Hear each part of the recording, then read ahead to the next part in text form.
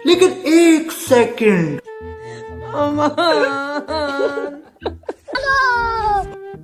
আসসালামু আলাইকুম। বাইগান।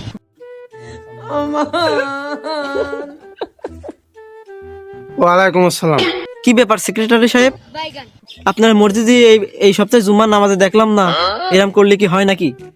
ওই আগের সপ্তাহে দাওয়াত খাতে গেছিলাম, এই দাওয়াত মাওয়াত খেয়ে এসে আমার পাতলা পায়খানা হচ্ছে, ওই জন্য আর নামাজ পড়তে যেতে পারিনি।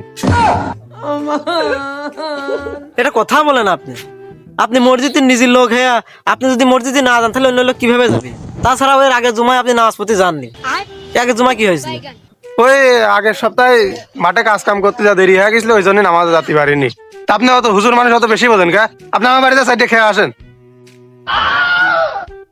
এটা কথা বলেন আপনি? আমি আপনার বাড়ি খাতে যাচ্ছিলাম, তো এই হেলাকে আপনার হাতে একটু কথা ছিল, এই জন্যই দাঁড়ালাম। ওই মসজিদে হয়েছে কি শীত চলে আসছে, কার্পেট মার্পেট পাড়ার দরকার, টাইসে পার নামাজ পড়া যায় নাকি? তো হেলাকে ক্যাশিয়ার সাহেবের কাছে আমি কথা বললাম, ফান্ডে বলে কোনো টাকা পয়সা কিছুই নেই। তো এই কথা আপনি আমার কাজ করছেন কে? ওই সভাপতির কাজ দেখুন কে? সব আমার সাথে এরকম করে গে। আসসালামু আলাইকুম। ওয়ালাইকুম আসসালাম। এ হুজুর বেশি বোঝে, ওর ভাত বন্ধ করে দিতে হবে।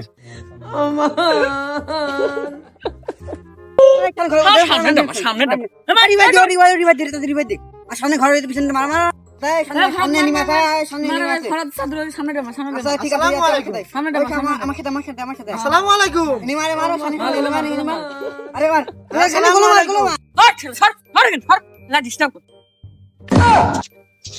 নাউজুবিল্লাহ। তোর বাবার নাম কি? আরে কত হয়তো বাবা না এই কাছে তা হুজুর দিকে নি হুজুর আপনি কি করেন? তোর বাপের নাম কি? আপনি একটা কথা বললেন, আমার আব্বার আপনি চেনেন না? আপনি যে মসজিদে ইমামতি করেন সেই মসজিদের বাবা আমার সভাপতি, চেনেন আপনি? ও তুমি সভাপতি চল, মহল্লার সব সল নামাজ পড়তে যায় মসজিদে, আর তুমি সভাপতি চল হ্যাঁ মসজিদে নামাজ পড়তে যাও না? কি নামাজ পড়বো মানে? আমার আব্বা যে পরিমাণ মসজিদে দান করে, এটা এমনি তো নামাজ না বলে তো বেহেশতে চলে যাবো। বাইগান। দান করলে মানুষ জান্নাতে চলে যায় নামাজ না পড়ে, আমি তো আগে জানতাম না।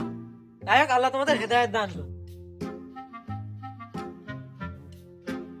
এটা আমরা গেম খেলতো সাথে ব্যাগ করে আমার সময় নষ্ট যখন আমার লাগে গরম থাকে না লজ্জা শরম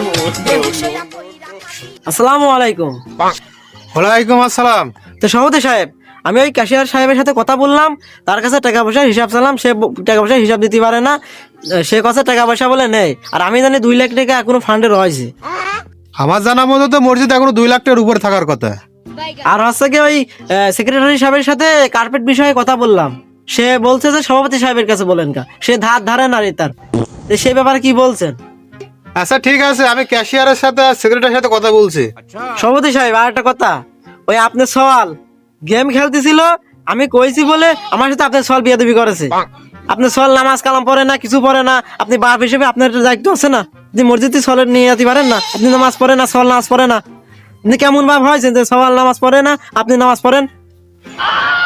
হুজুর এইসব কথাকে আর লজ্জা দেবেন না, সওয়ালটা তো বেয়াদবি হয়ে গেছে। ঠিক আছে আমি দেখছি। আচ্ছা ঠিক আছে, ওই কথাই রইলো। আসসালামু আলাইকুম। হে ক্যাশিয়ার সাহেব শুনুন। लेकिन एक सेकंड। কি হয়েছে সভাপতি সাহেব, ডাকলেন কি করতে? শুনলাম যে মসজিদের ফান্ডে বলে টাকা পয়সা নেই, হুজুর করছিল, কি বিষয়টা কি? ব্যাপার হুজুর মনে হয় আমার নামে সভাপতি সাহেবের কাছে কমপ্লেন করেছে। কি ব্যাপার, কথা বলছেন না, কিছু বলেন। টাকা পয়সার হিসাব আমি করিনি, টাইস মাইসের কাজ করা হয়েছে, তো পরে আপনার কাছে আমি হিসাব দেবো না। কিন্তু হুজুর যে বললো যে গত সপ্তাহে মেলা টাকা পয়সা উঠেছে, তাহলে সেই সব টাকা দিয়ে টোটাল আমার হিসাব টিসাব দিয়ে দিয়েন। সভাপতি সাহেব, হুজুর আপনার কাছে মিশে কথা কয়েছে, হুজুরের সব ভালো না, হুজুর হুজুর খালি খাই খাই করে, ওর বেতন বাড়ায়নি বলে আপনার কাছে মিশে কথা কয়েছে। আচ্ছা ঠিক আছে আপনি যান। আসসালামু আলাইকুম।